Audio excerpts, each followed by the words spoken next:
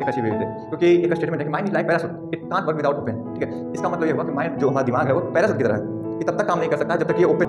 For example आप कहीं जा रहे हैं, कोई दोस्त मिला आपको, तो वहाँ पे क्या है कि दोस्त बोलेगा यार इधर चलोगे, आपने मना कर दिया नहीं, ये डिसीजन लिया आपने, आपका माइंड में क्या चला वो आप जानते हो, लेकिन डिसीजन आपने लिया कि नहीं, नो नो नो, मैं वहाँ नहीं जाऊँगा। ठीक है, तो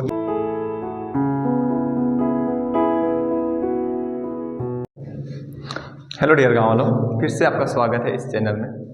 तो मैं आज बात करने वाला हूँ कुछ अच्छे टॉपिक के बारे में। तो सबसे पहले आज बात कर लेता हूँ कि आज ये टॉपिक क्यों पढ़ा रहा हूँ, या सॉरी बता क्यों रहा हूँ। ठीक है, तो इस टॉपिक को बताने का मेन पर्पस है कि किसी का भी दिमाग को ओपन करना, बच्चों का दिमाग को, क्योंकि गांव में रहते हैं, गांव में काफ़ी सारी चीज़ें पता नहीं चल पाते हैं, मुझे भी ऐसा हुआ था, बट मैं कोशिश करूँगा कि एक अच्छी वे दे, क्योंकि एक स्टेटमेंट है कि mind is like parachute, it can't work without open. ठीक है, इसका मतलब ये हुआ कि माइंड जो हमारा दिमाग है वो पैराशूट की तरह है, ये तब तक काम नहीं कर सकता है जब तक ये ओपन नहीं होगा। ठीक है, इसे ओपन करने के लिए हमें कुछ चीज़ों की जानकारी, जो बोलते हैं कि अदर वेज में वो होनी चाहिए। तो इसके लिए मैं आपको एक चीज़ बता रहा हूँ ह्यूमन बिहेवियर के बारे में। ठीक है, जो कि आपके माइंड को खोलने में बहुत ज़्यादा हेल्प करेगा। तो चलिए बिना देर के मैं वीडियो शुरू करता हूँ। वीडियो शुरू करने से पहले मैं आपको एक स्टेटमेंट बता दे रहा हूँ, सॉरी, मैं आपको एक स्टेटमेंट बता दे रहा हूँ कि you can't inter into the same river twice. आप किसी भी नदी में नहाने जाते हो तो जब एक बार नहा के जब निकलते हो तो दोबारा जब उस नदी में नहा, तो ये फिक्स नहीं कि आप उसी पानी से आप नहाओगे। ठीक है, इसका मतलब ये हुआ कि वो पानी आगे बढ़ चुकी होगी। ये मैं इसलिए कह रहा हूँ कि ये जो वीडियो है आप इसको पूरा ही देखें, क्योंकि आप बीच में गए या बीच में अगर किसी छोड़ देते हो सकता है कि ये वीडियो आप दोबारा ना देख पाएँ, या देख पाएँ तो फिर समझ ना पाएँ। ठीक है, इसलिए जब आपने स्टार्ट किया तो पूरा देखना है। ठीक है, तो सबसे पहले हम बात कर लेते हैं ह्यूमन्स बिहेवियर। इसको हमने 4 टर्म्स में डिवाइड किया। The first one is value, and the second one is morals, and third one is ethics, and the fourth one is attitude. तो सबसे पहले हम आज बात करेंगे वैल्यू के ऊपर। तो काफ़ी सारे लोग जानते हो कि वैल्यू काफ़ी सारा लिखा होता है, वैल्यू वैल्यू क्या होता है। तो वैल्यू क्या होता है? वैल्यू मतलब कि मूल्य, किसी भी चीज़ का मूल्य। ठीक है, इसका हिंदी वर्ड हुआ, लेकिन एक सही वे में कि importance to achieve something that is called value. ठीक है, तो ये वैल्यू को हम डिफाइन इस तरह से कर सकते हैं। तो हम सबसे पहले बात कर लेते हैं कि वैल्यू कौन कौन से होता है। तो the first one is universal value, and the second which contextual value. तो यूनिवर्सल वैल्यू में क्या हुआ कि जो सत्य है, ठीक है, जैसे कि अब जस्टिस को आप मान के चल सकते हैं, that is universal value. And the second one is contextual. इसमें क्या आता है कि जैसे कोई कल्चर है, ये तो हमेशा सबका डिफरेंट रहता है, किसी का भी कल्चर कोई सर्वाइव कर रहा है तो उसका चेंज रहता है। जैसे आप देख सकते हैं किसी भी राज्य की बात करें जहाँ ढेर सारा रेगिस्तान है, तो उसके कपड़ों पहनने का स्टाइल अलग होगा, वो पूरे शरीर को ढके रहेंगे ताकि वहाँ रेत ज़्यादा उड़ती होगी। तो हमें ज्योग्राफी पे डिपेंड करता है। ठीक है, ये वैल्यू जो होता है कंसेप्चुअल वैल्यू, तो ज्योग्राफी पे डिपेंड करता है। इसको आप ये भी बोल सकते हैं कि डिपेंड अपॉन ज्योग्राफी। ठीक है, आज हम वैल्यू पे बात करने वाले हैं इस वीडियो में। अगले वीडियो में मैं मोरल्स, एथिक्स एंड एटीट्यूड एक एक करके अच्छे तरीके से मैं आप करने वाला हूँ। ठीक है, तो वैल्यू समझने से पहले मैं एक थोड़ा सा एग्जांपल लेता हूँ सोसाइटी के बारे में। जैसे आप मैं ज्योग्राफी की बात कर दिया तो थोड़ा सा सोसाइटी पे आ जाता है। तो इंडियन सोसाइटी और अमेरिकन सोसाइटी में काफ़ी डिफरेंट है। ठीक है, डिफरेंस क्या है कि आपको लगता होगा कि अमेरिका एक बहुत बड़ा विकसित देश है भी अभी फ़िलहाल। तो वहाँ काफ़ी सारे इंडस्ट्री है, काफ़ी बहुत बड़े बड़े लोग काम करते हैं, बहुत सारे साइंटिस्ट। ठीक है, तो जो क्या होता है कि इंडियन सोसाइटी यहाँ क्या होता है, यहाँ फैमिली होता है। क्या होता है कि एक दूसरे से अटैच होता है फैमिली की तरह। ठीक है, जैसे कि और अमेरिका में इस तरह से नहीं होता है। मैं किसी देश का कुछ कर नहीं रहा हूँ, बट बता रहा हूँ कि वहाँ इतना भी फैमिली को इम्पोर्टेंस दिया जाता है, बट इतना इंडिया जैसा नहीं दिया जाता, क्योंकि वहाँ का आप देखे होंगे कि बहुत सारे डिवोर्स होते हैं, ये होते हैं। तो ये वहाँ एक नॉर्मल बात है। ठीक है, अमेरिका में इस तरह से बात किया जाए तो वहाँ अमेरिका का सक्सेस होने का ये भी कारण है, वहाँ जो वहाँ पे क्रिश्चियन थे, ठीक है, वो 1% थे। ठीक है, जो और यहूदी भी, जिसको रेड इंडियंस बोला जाता है। अमेरिका खुद का एक देश ने, उसमें बहुत सारे देश के लोग आके अमेरिका को बनाया है।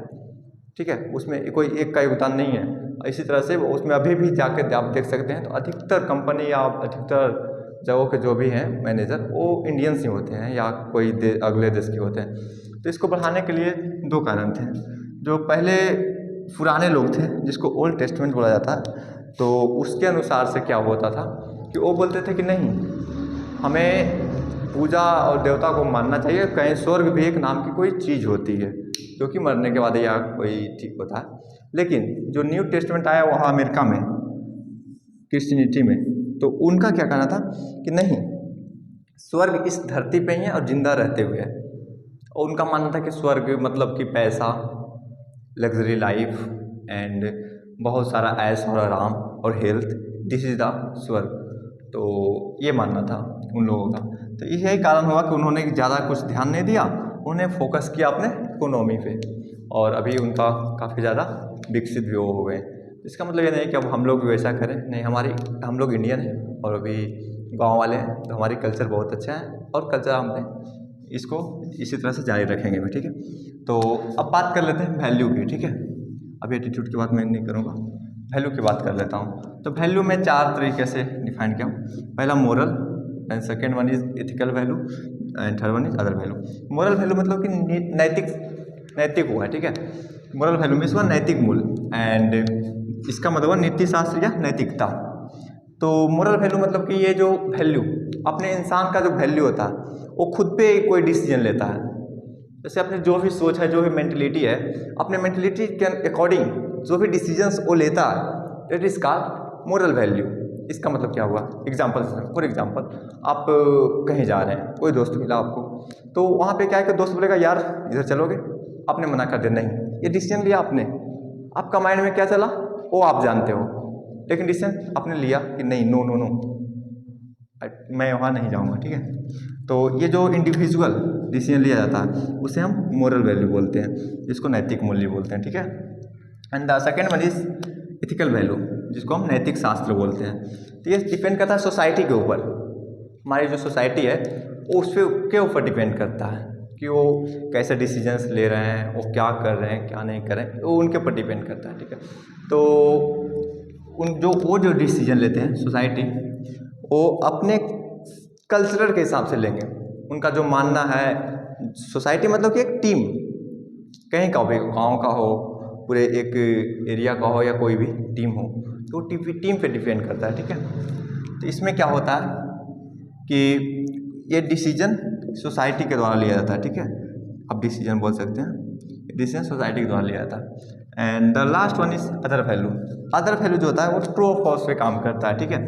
जैसे आप कई किताबों से ज्ञान लेकर या कोई लॉ पढ़कर आप डिसीजन लेते हैं, या उसकी बहुत सारी अपने अंदर एक स्किल और नॉलेज डेवलप किया, उसके अकॉर्डिंग अगर आप कोई डिसीजन ले रहे हैं या कोई अपने वैल्यू को इंक्रीज कर रहे हैं, that is called other value. इसको अदर वैल्यू में रखा गया, ठीक है। तो आगे भी हम बात करेंगे एक एक करके एटीट्यूड के ऊपर भी।